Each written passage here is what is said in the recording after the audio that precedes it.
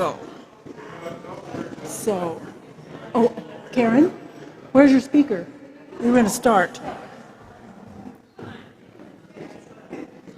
I guess we can't start without the speaker. Okay. Okay. Gather the spirit. Start in? Yeah. Last line.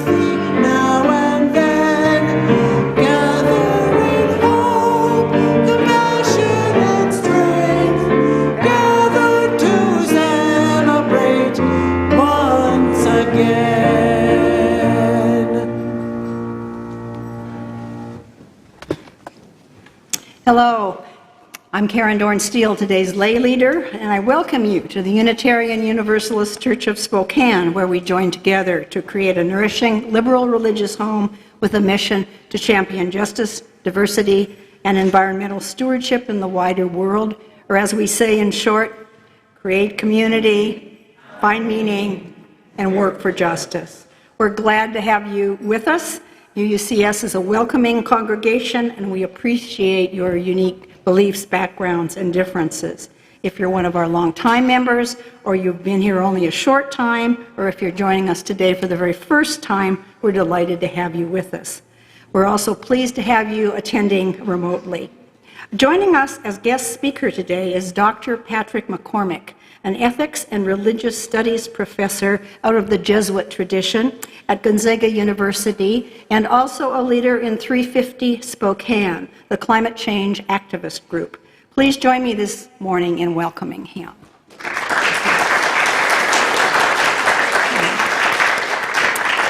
We have a few announcements.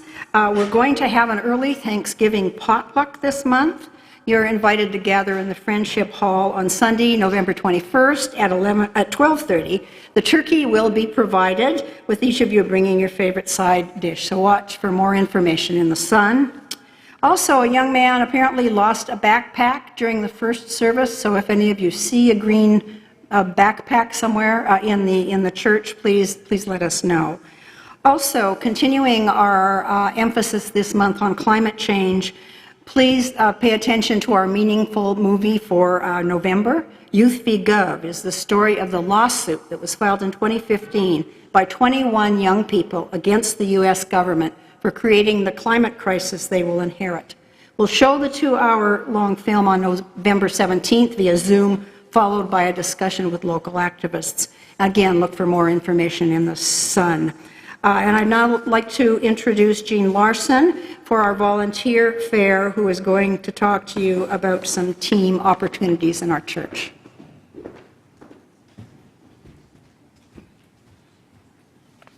Good morning. I'm from the operations team, and last week the Sun announced that I was going to be recruiting people for the security team and the engagement team. Well, that is not true. I'm here to talk about adult programming, the membership team, and the generosity team. The reason you've been hearing so many calls for volunteers is because during the COVID closure, many of our teams stopped meeting and consequently dissolved. So we do need to replenish some of these teams. I want you to know that joining a team is the best way to get to know people in the congregation and to meet new members. And it's how I make myself feel good, because I am part of the engine that makes the church run. Now let's talk about adult programming. If you have a knack for planning events, this is a good fit for you. Or if you have a knack for getting other people to do things, this is also for you. This team will connect with people through social events, learning events, and service events. Some will be events that last for a whole year, and others might just be a one-time gathering. On the membership team, the main job is to help people move from being visitors to becoming active members. It deals with everything having to do with both new and old members. And it plans ways for new members to connect to our community. The third team I want to talk about is generosity. The generosity team conducts the yearly pledge drive, which accounts for about 80% of the church's total annual revenue. So without that team, we don't really function. The generosity team needs a whole new roster of members, as 2 very loyal workers who have been doing this task for the last several years deserve to retire. A big thank you to Sunny Cook and Linda Green. They will be around to help get you started, of course. Let's thank Linda and Sunny. Sunny's back there. Thank you. I'll be at the back with sign-up sheets. Now please take a few minutes to greet each other and be sure to say hello to someone you haven't met yet. And for those joining us remotely, please reach out via text, FaceTime, or phone to someone this morning.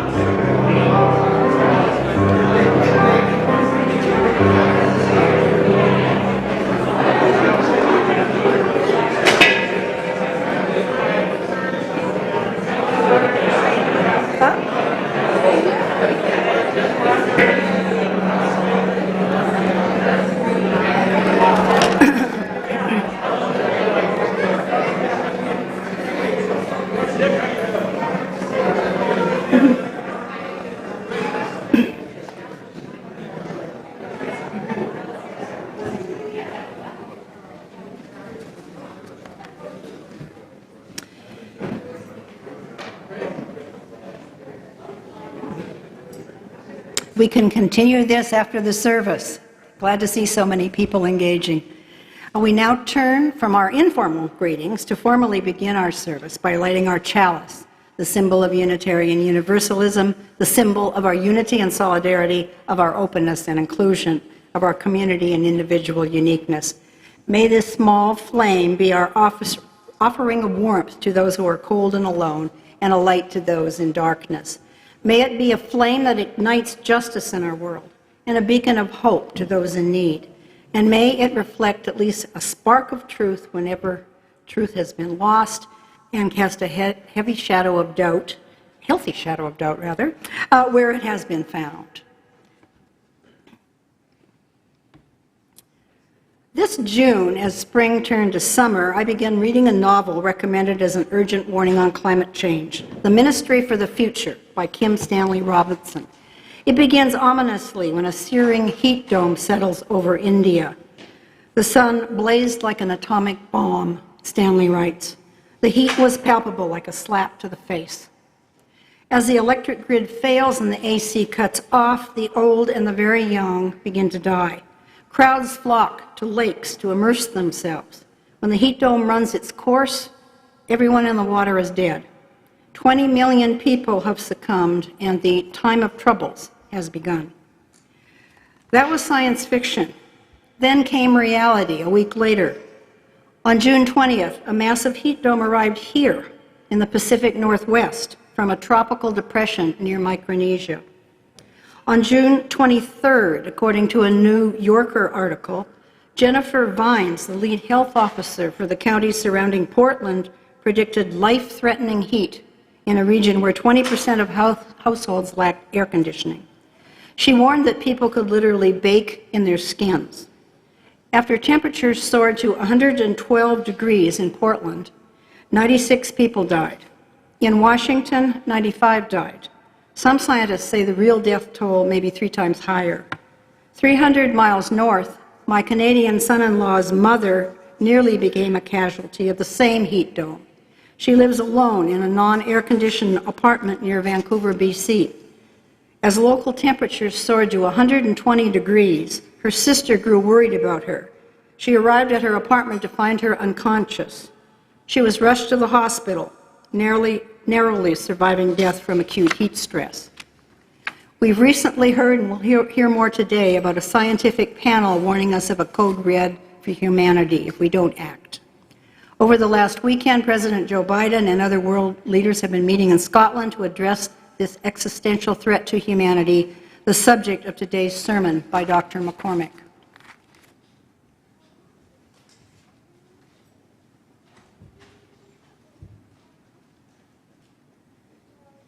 Our second hymn of the morning is one that we use only very occasionally, but I think it really fits today. It's number 4 in your hymnal, I Brought My Spirit to the Sea, and it shows how many of us are so dependent upon the earth to ground us, and we know it's our home, and so it's connected with spirituality. Please rise as you're willing and able.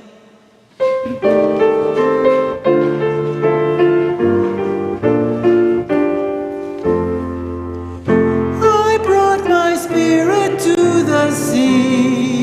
I stood upon the shore, I gazed upon infinity, I heard the waters roar, and then there came a sense of peace, some whisper calmed my soul, some ancient ministry of stars had made my spirit whole. I brought my spirit to the trees that loomed against the sky. I touched each wandering careless breeze to know if God was nigh. And then I felt an inner flame that fiercely burned my tears.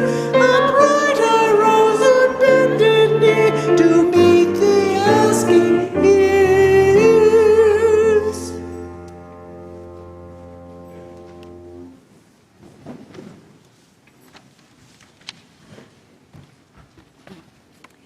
Each time we gather as a congregation, There are always those who are with us in our minds and hearts and whom we want to wrap in our love and care.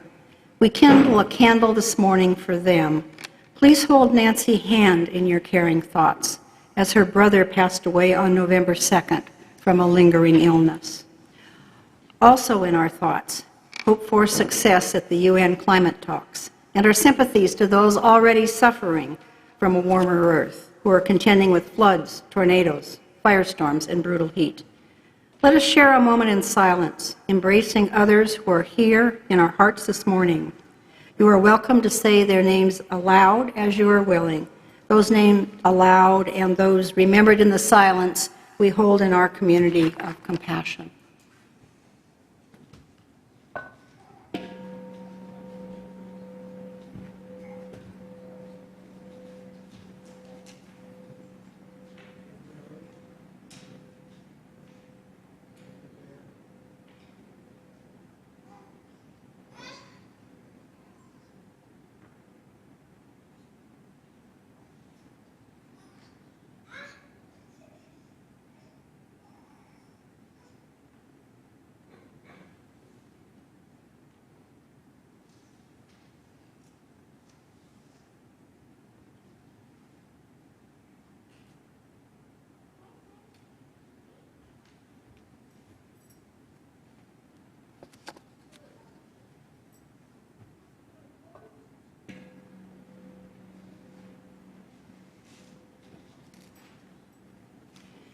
We now gratefully give and receive this morning's offering, which sustains this community and its mission to the larger world.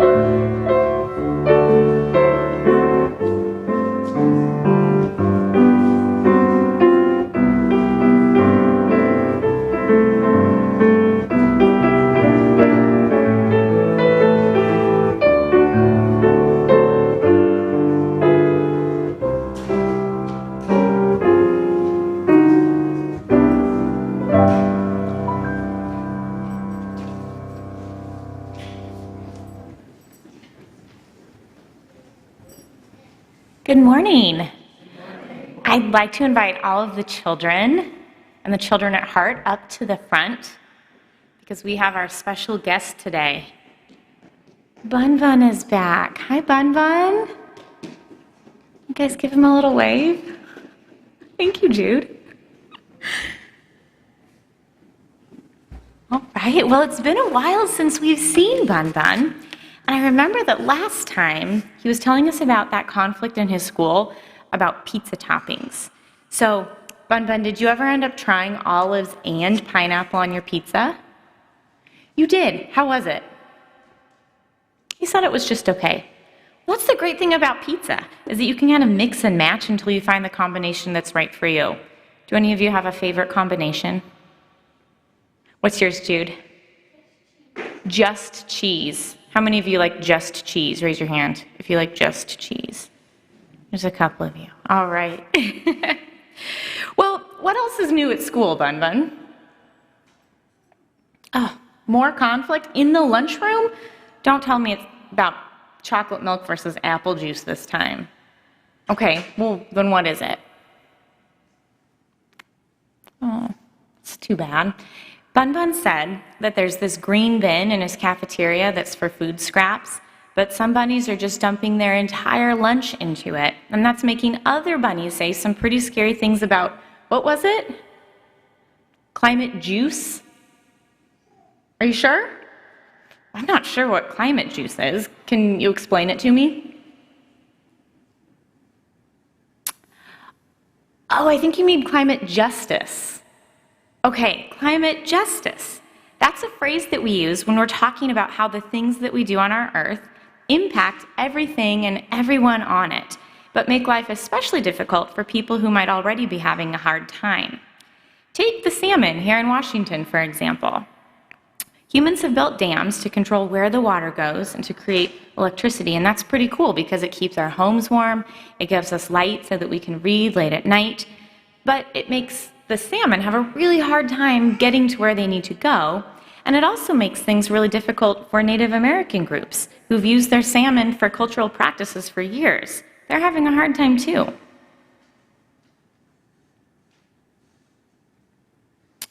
Bun Bun just shared another example. I'm sorry to hear that, Bun Bun. He just shared that a friend of his at school, his house got destroyed because some humans had decided to plow their fields early. That kind of reminds me of a movie that I saw when I was a kid about some mice. Does anybody here remember The Secret of Nim? Yeah. Well, it just goes to show you that every choice we make here has an impact on others in the world, doesn't it? Okay, let's get back to those compost bins. So it's better to throw your food scraps into a compost bin than a garbage can, because compost can be broken down to this really nice brown dirt that can help our plants grow. But do you know what's even better than composting? Packing a lunch that you know you'll be able to eat. When we're talking about climate justice, it's always better to reduce than recycle. And eat. The candy? Just candy? I don't know about that. I don't know if we'd be able to survive on candy alone, but how many of you have been trying that this week after Halloween? Candy only. All right, there's a few of you. Well, we all know that our Earth is facing big problems, but we can work together to solve them. I think that bunnies like you and kids like you are really important in our fight for climate justice. Are you ready to fight for climate justice, Bun Bun? Okay, I'm eager to hear how that goes at school. We'll see you next time. For now, goodbye.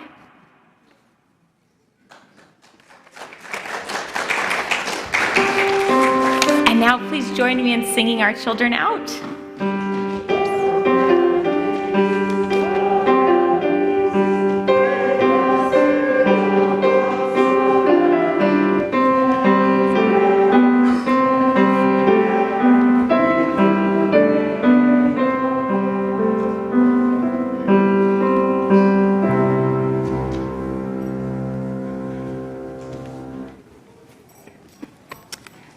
I invite you now into a time of meditation.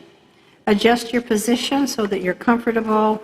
Close your eyes and think about these words from Elizabeth Colbert, the author of The Sixth Extinction, a Pulitzer Prize-winning book on human-caused climate change. The anthropologist Richard Leakey has warned that Homo sapiens might not only be the agent of the sixth extinction, but also risks being one of its victims. She points to a similar warning from Stanford ecologist and emeritus professor Paul Ehrlich. In pushing other species to extinction, humanity is busy sawing off the limb on which it perches.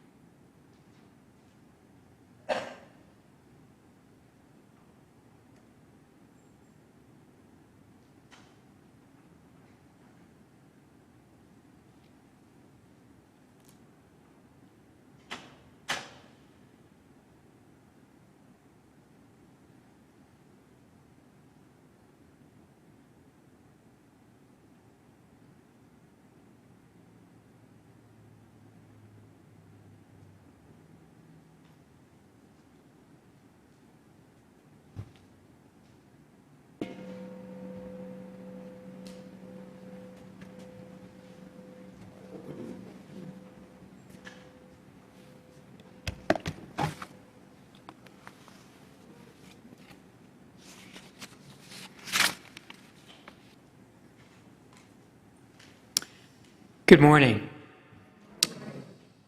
On October 4th, the feast of Francis of Assisi, faith leaders representing the world's major religions joined scientists in Rome to call on the international community to step up their climate action in preparation for COP26.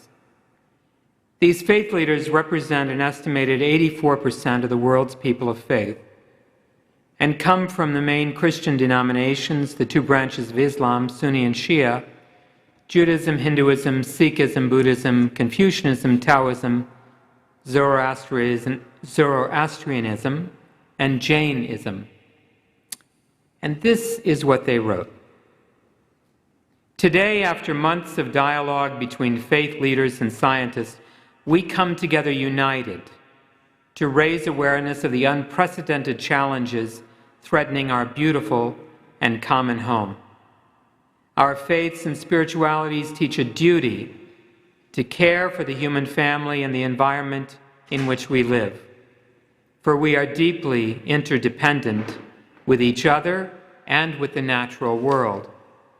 We are not limitless masters of our planet and its resources, and multiple crises facing humanity are ultimately linked to a crisis of values, ethical and spiritual.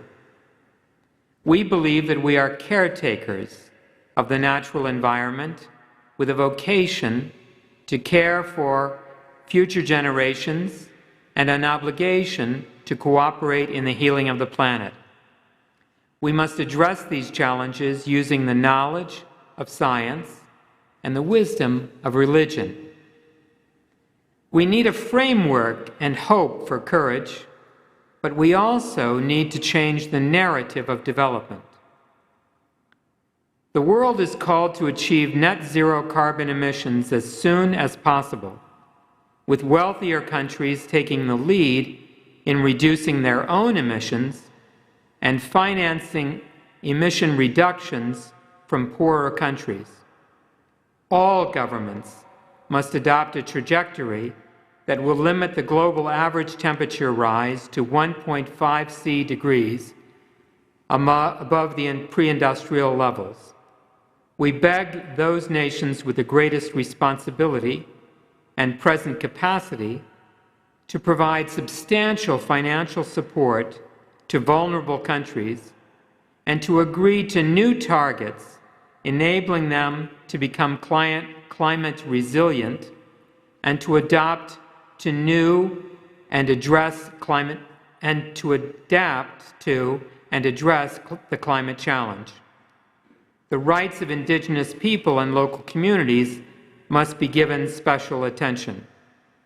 So we appeal to governments to raise their ambition and their international cooperation to favor a transition to clean energy, to adopt sustainable land use practices, to transform food systems and become environmentally friendly, and to be respectful of local cultures, to end hunger, and to promote sustainable lifestyles and patterns of consumption. Future generations will not forgive us if we miss the opportunity to protect our common home. We have inherited a garden, and we must not leave a desert to our children. Scientists have warned us that there may only be 1 decade left to restore the planet.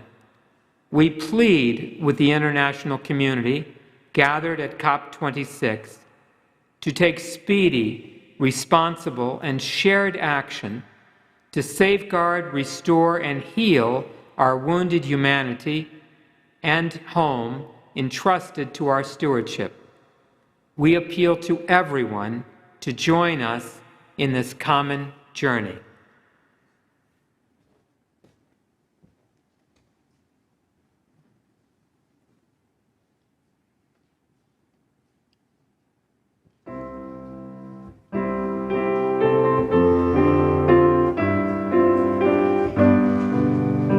Open your heart to the sound of the planet, her seas and her granite, these green fields of hope.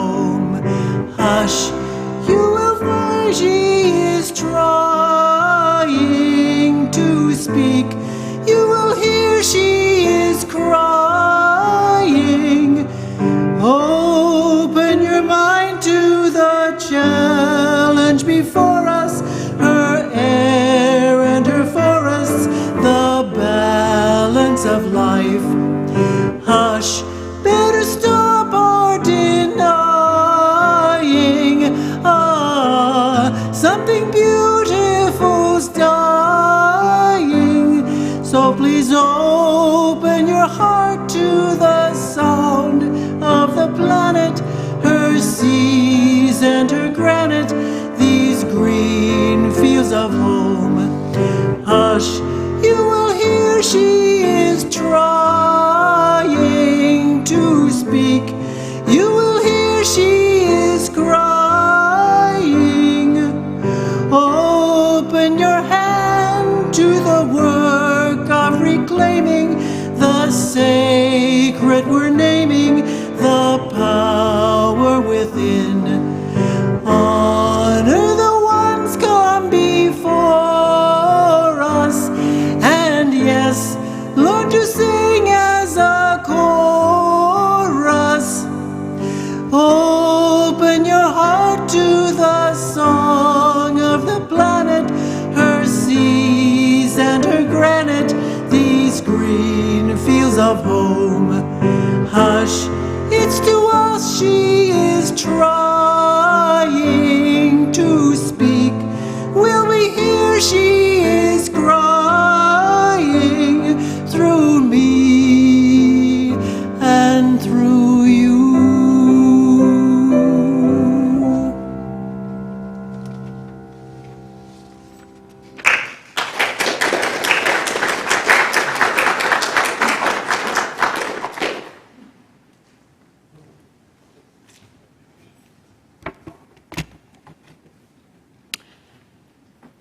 I'd like to start this morning by thanking you for inviting me to speak to your community this morning about climate change.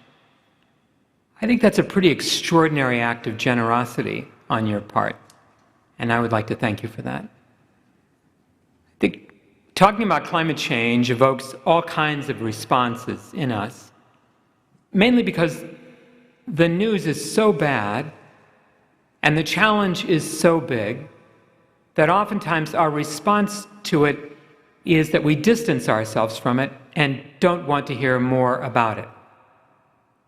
So it's kind of like a sermon on sin. We know the preacher's against it, but we're not really sure what we can do about it. Right? So I'd like, before I start this morning, to remind us that we are believers, and that a constitutive element of being believers means that we believe that it's possible for human beings to change. And not in small and easy ways. We believe that it's possible for human beings and the human community to change in difficult and huge ways. When my grandmother was born in this country, the majority of the people on this planet lived under tyranny in colonies of European colonialism. When my mother was born in this country, women could not vote or run for office or get an education in most colleges or universities, or hold most professional positions. When my grandmother was born in this country, African Americans could not vote and were segregated in every place of transportation and housing and eating throughout the South. When my grandmother was born in this country, homosexuals and gays and transgender people were outcasts and criminals and perverts. And none of those things are true today.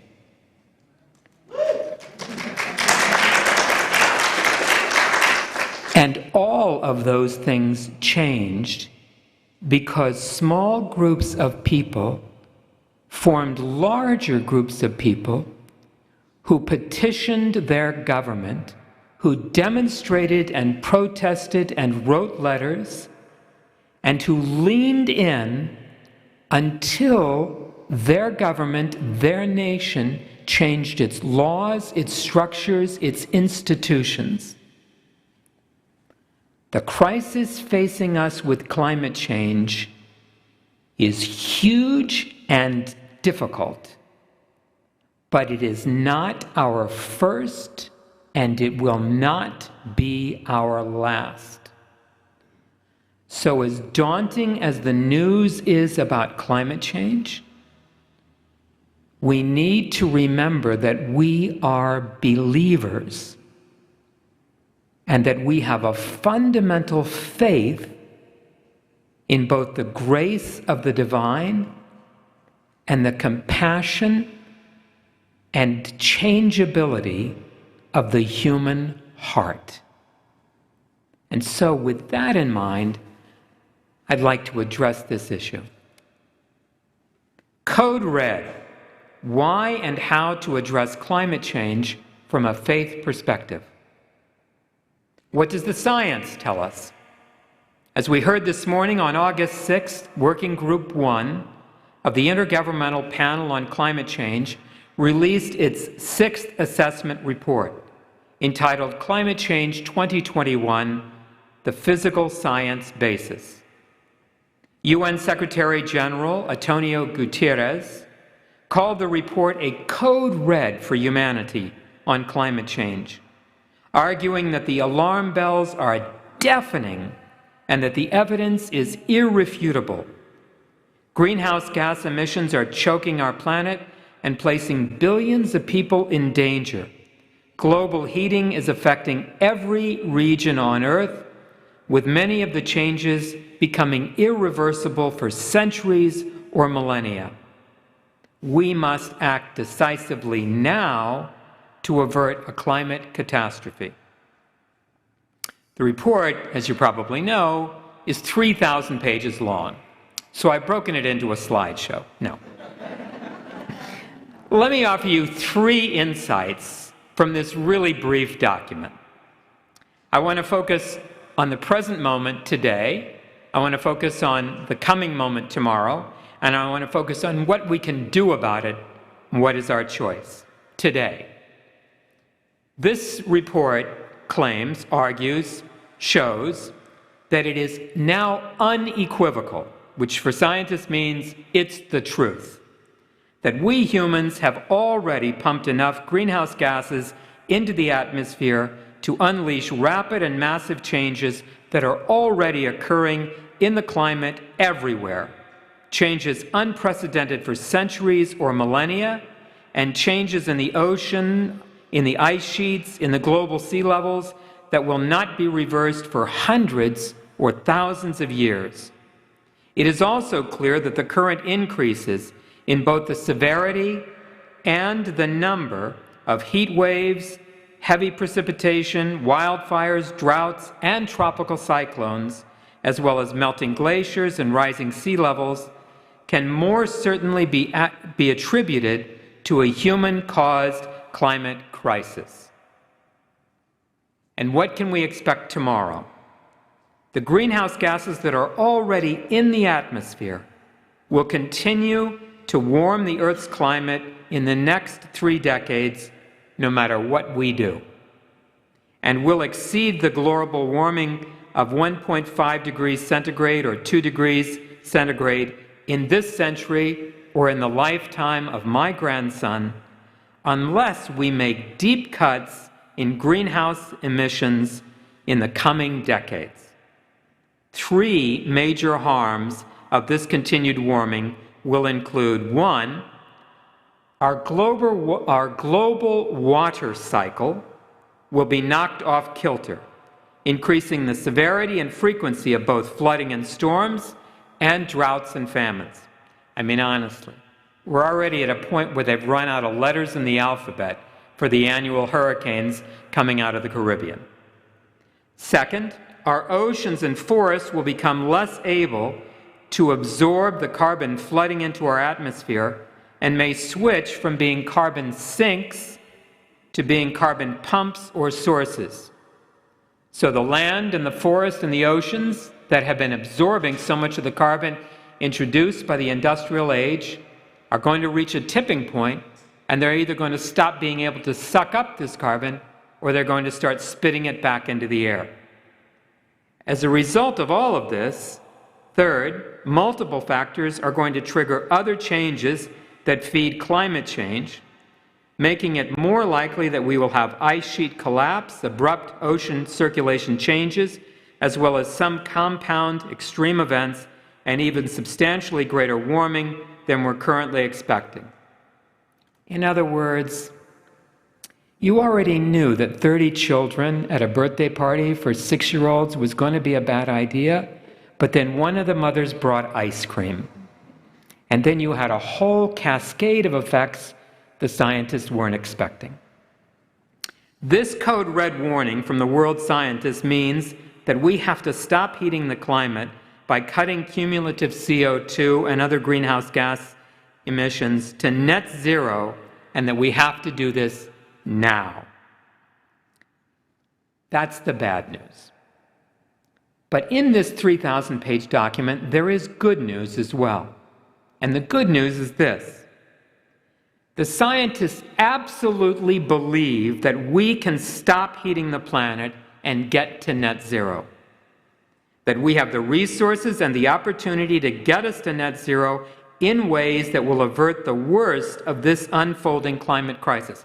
Not eliminate it completely, and that will help communities everywhere increase their preparation and resilience in the face of this threat.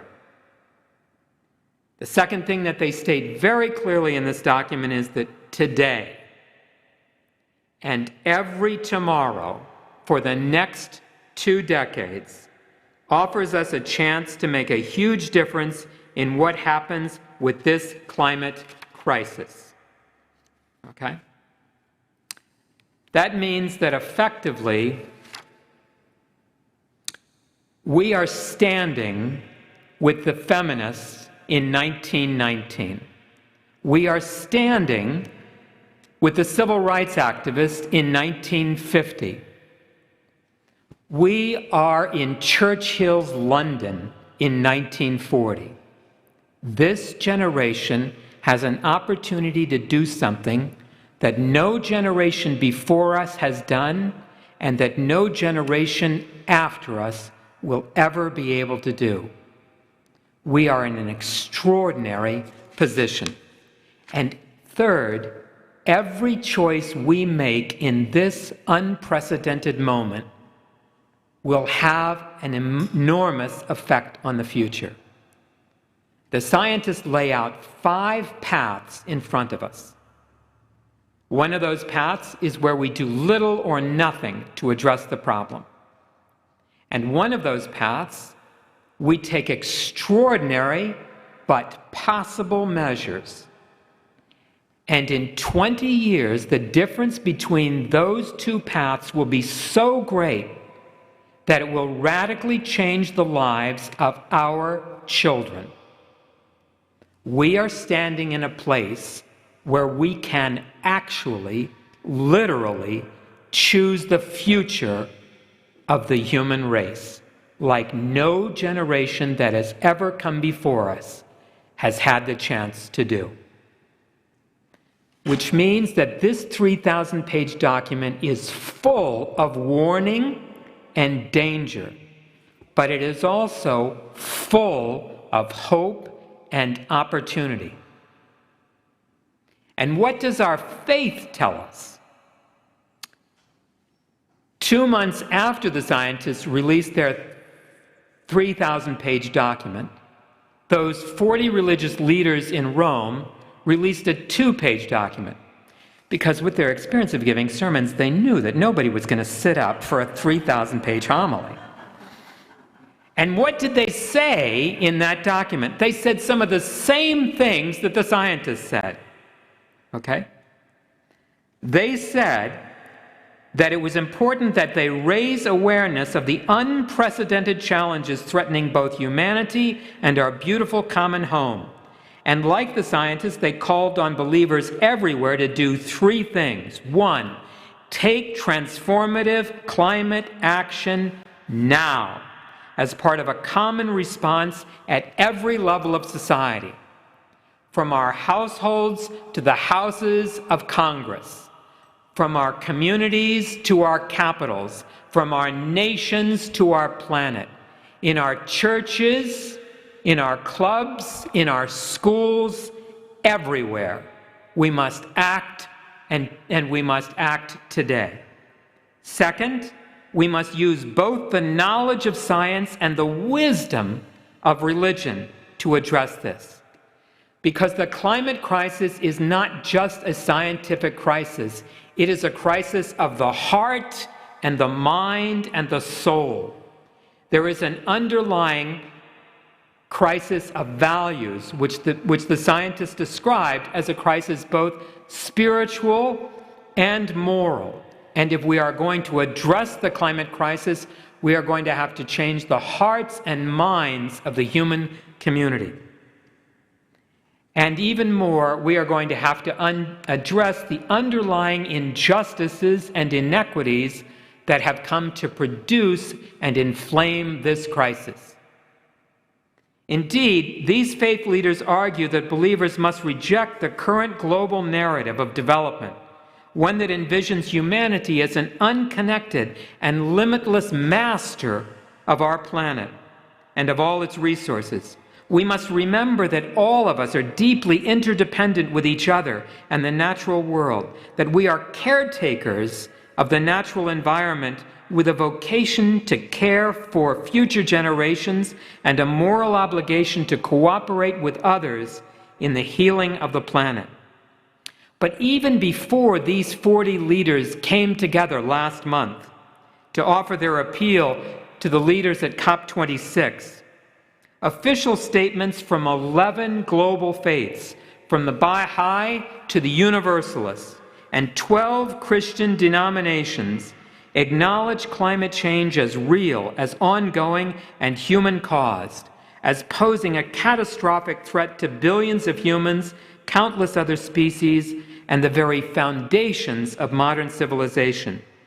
These same religious documents see climate crisis as a violation of humanity's moral and religious obligations and decry the injustice of a crisis created by rich communities and suffered by the poor.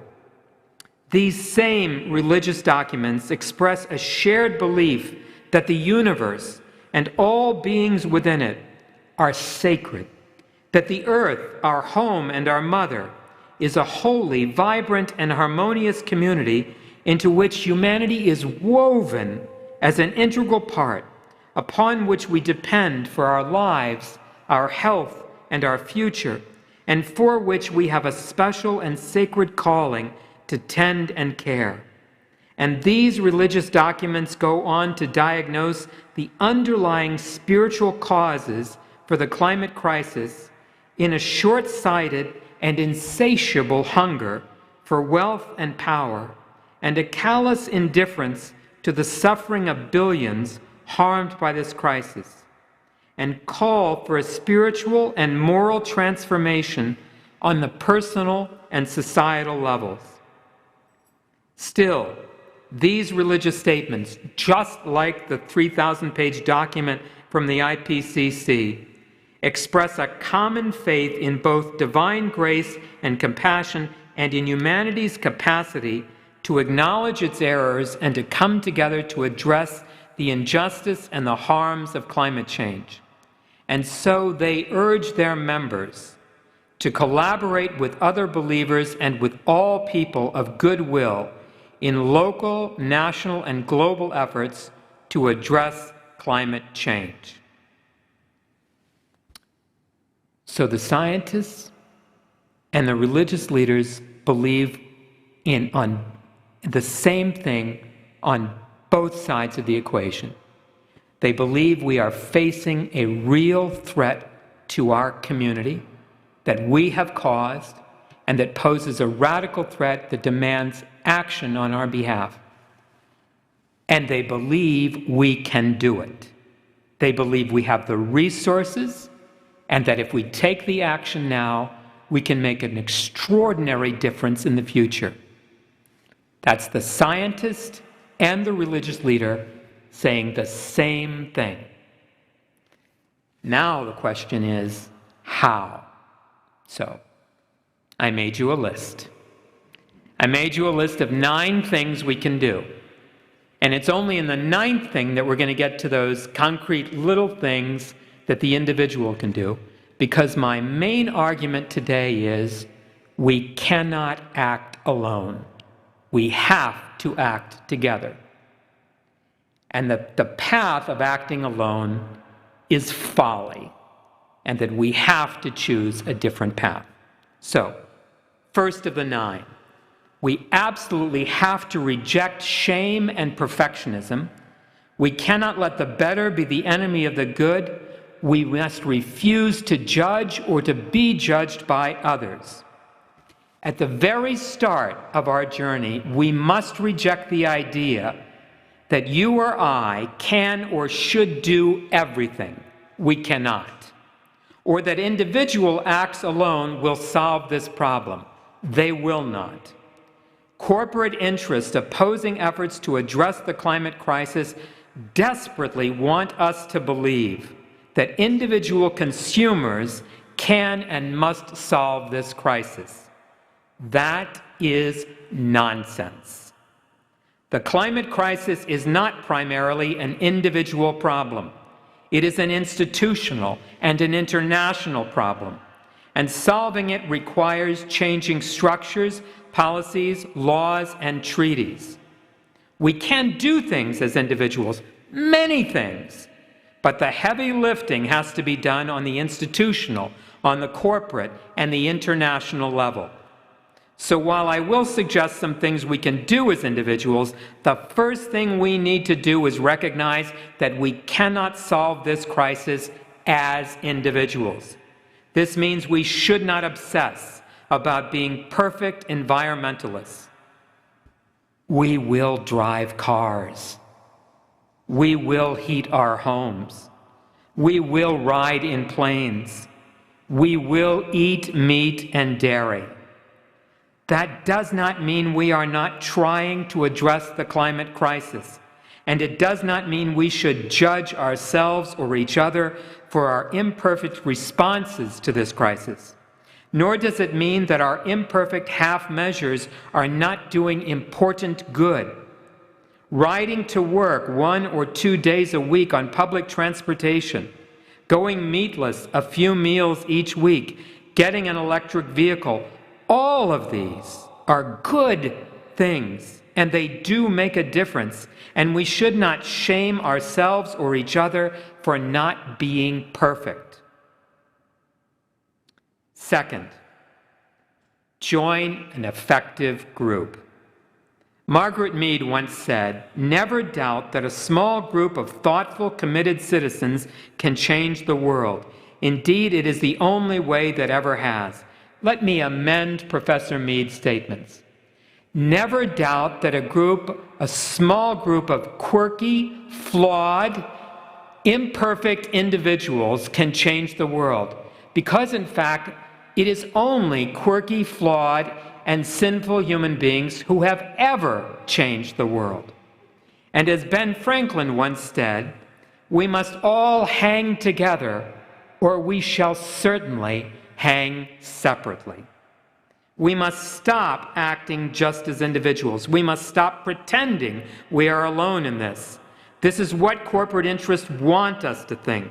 The 40 religious leaders and every major faith tradition affirms that we are interdependent creatures, part and parcel of a larger community.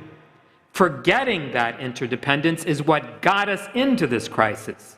And recognizing and acting on that interdependence is the only way out of this crisis. So, join a group. Multiply your impact and work on bigger tasks.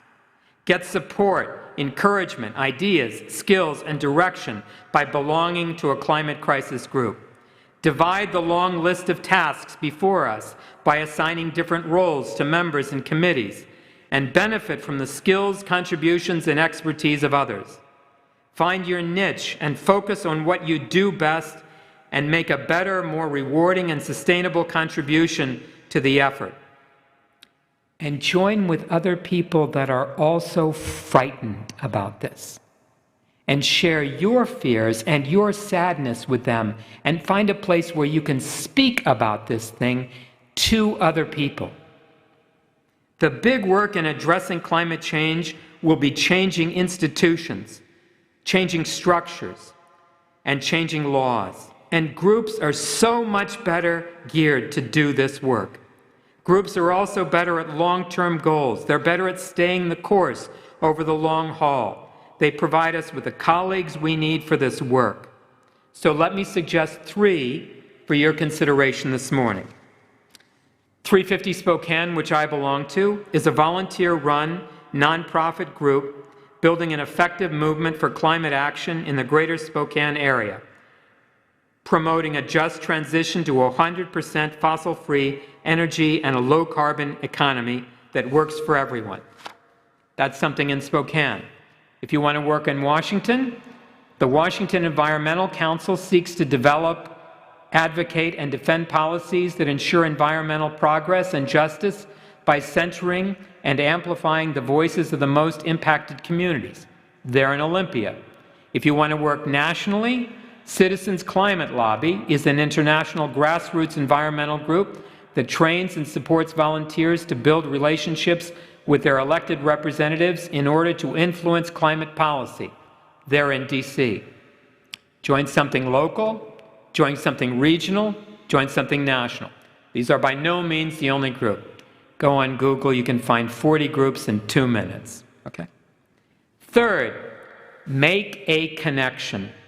See the climate crisis as impacting your happiness. The human brain is not very good at recognizing and responding to abstract or distant over-the-horizon threats.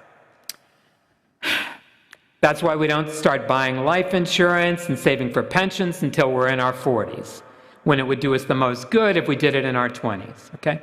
Why? Because it's hard for us to get motivated to address a danger created by the accumulation of thousands or millions of actions, or a danger that is not coming here today. So even when we acknowledge that the climate crisis is real and dangerous, we tend to see it as dangerous and harmful to others in the future and far away. This psychic distancing keeps us from acting. But the climate crisis has come to our neighborhood. This year, along with bringing floods to China and Europe, and drought and famine to Africa, climate change scarred our lands and our soils with fire and drought. Climate change boiled and choked our air and our skies with heat domes and smoke. And climate change filled our shrinking lakes with algae blooms. This is not just our grandchildren's climate crisis. This is our climate crisis. We need to recognize that. We need to see that this crisis is our crisis and that it's threatening our happiness and the happiness of the people and the things we love.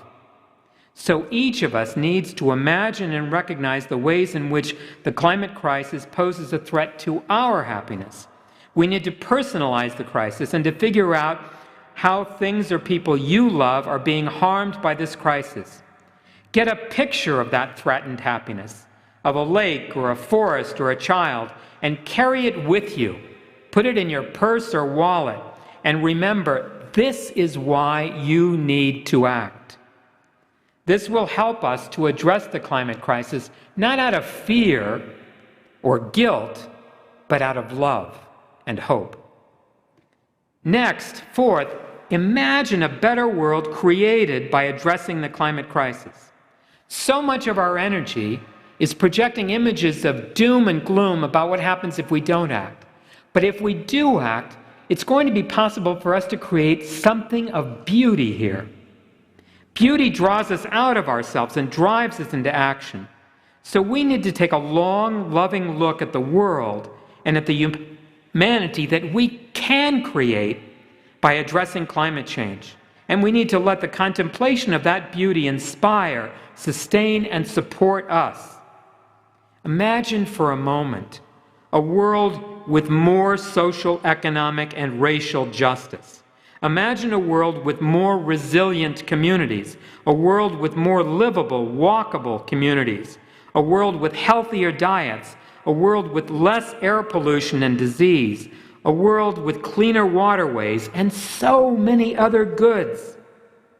The vision of the Promised Land supported the Hebrews in the wilderness for 40 years, and our vision for a better world can support us through the decades ahead.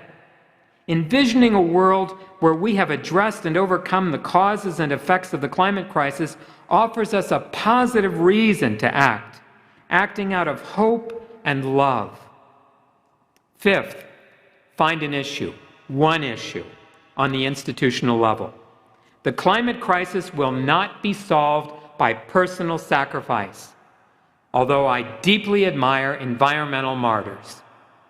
It will be solved by electing the right people, by passing the right laws, by drafting the right regulations, by signing the right treaties. It will be solved by holding the companies and people who have made billions off our shared atmosphere to account. So, pick one climate issue. Power plants, pipelines, transportation, divestment, agriculture, buildings, deforestation, waste management, or something I haven't mentioned, and then find a group working on it and go after it. 6, read regularly, but not obsessively, about climate change. Most of the news we get about climate change is bad.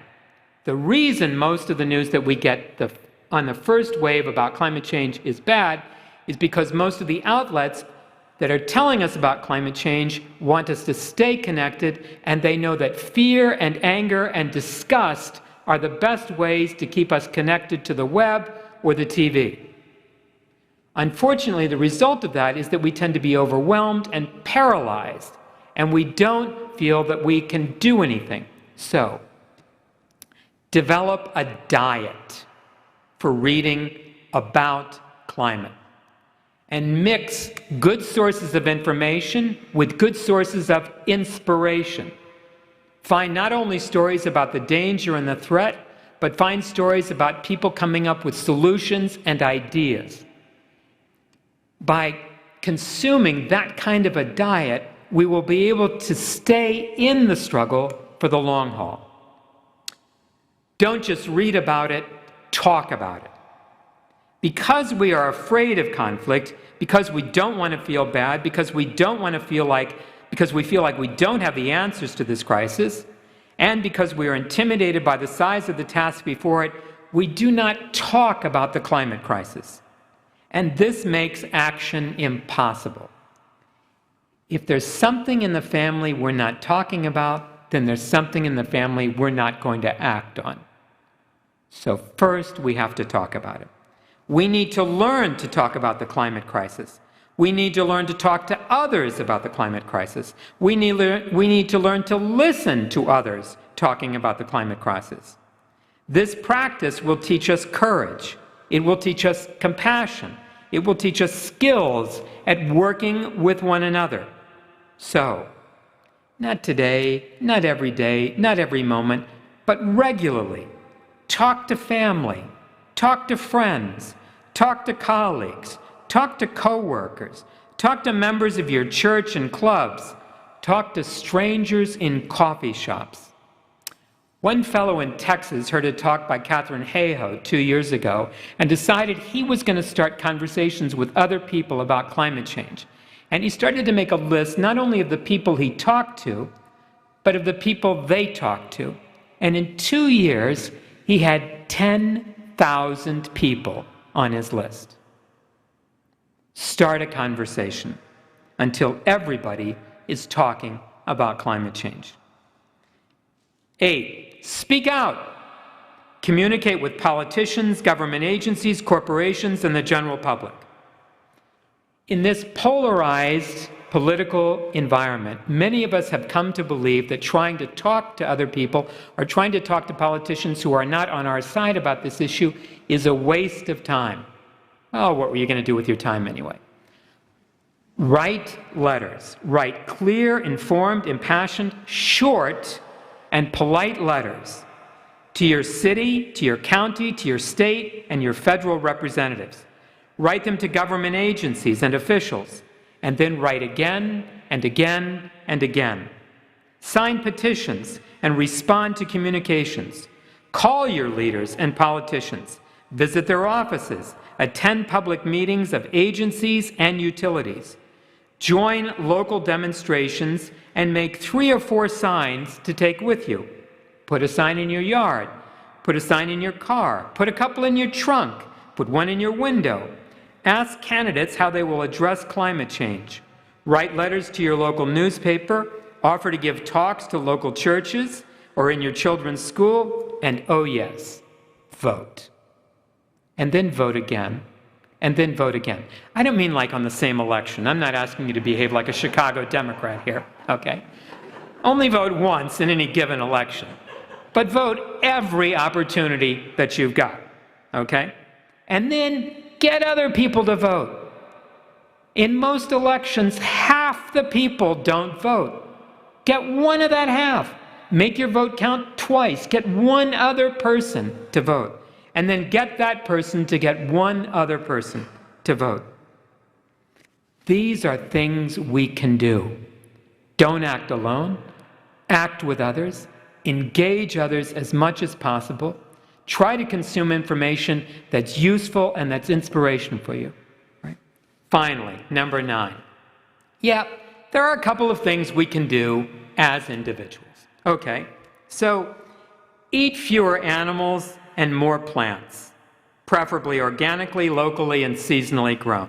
Okay, reduce your transportation carbon footprint. Ride fewer miles in single occupancy vehicles and more miles with others in public transportation or by biking or walking. And make a family climate action plan using the website Bright Action. Those are things you can do. But if anything I've said this morning is something you'll remember later, remember this: don't act alone. Act with others. Today, you and I are in a moment of great danger and extraordinary opportunity. We are standing in a place where our actions will cast a giant shadow and birth great changes. Our scientists and religious leaders tell us we can address this crisis. To do this, we need to begin to think and act like interdependent members of a global community of life, like sisters and brothers, like a family concerned about saving our home for our children and grandchildren. And here's the good news: we won't be acting. We are sisters and brothers in a global family whose very lives, health, and future depend on our working and playing well together. Amen.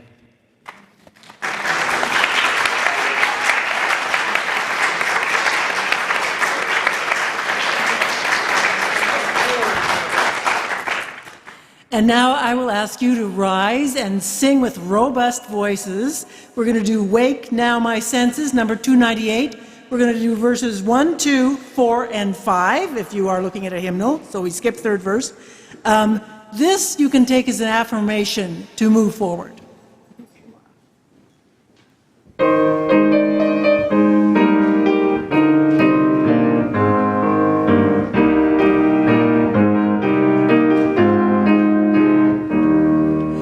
Wake now my senses and hear the earth call.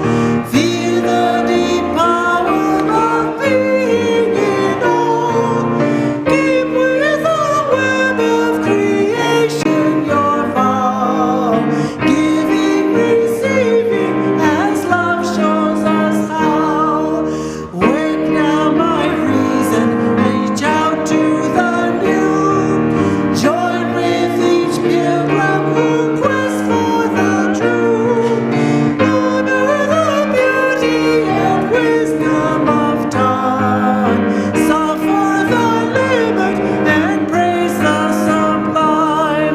Wake now my conscience with justice thy God.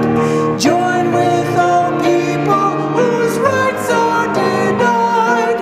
Take not for granted a privileged place. God's love embraces the whole human race. Wake now my vision of ministry clear. Brighten my pathway with radiance here. Mingle my calling with all who will share. Work toward a planet transformed by our care.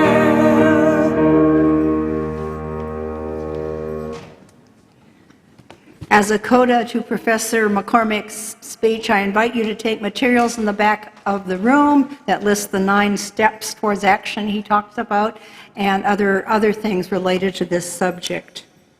As we depart today, I offer the words of Annie Dillard. We are here to abet creation and to witness to it, to notice each other's beautiful face and complex nature, so creation need not play to an empty house. Amen, blessed be, salam alaikum, and shalom. Shalom.